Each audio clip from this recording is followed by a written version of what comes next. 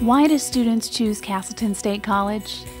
It's big enough so there's lots to do, but it's small enough so that they can get involved in their classes and in clubs, in student government, theater, music, radio, TV, internships, and college and community projects that really matter. Castleton President Dave Walk calls Castleton a small college with a big heart. From their first day on campus, students feel a part of the community.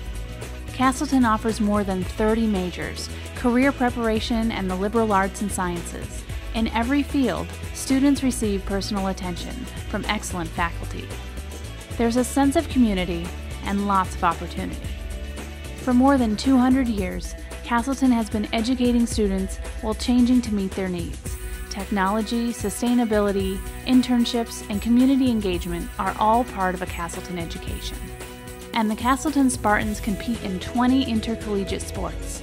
Last year, 19 teams went on to the postseason, and individual athletes earned 79 spots on all conference teams, 6 All-Region awards, and 1 All-American mention.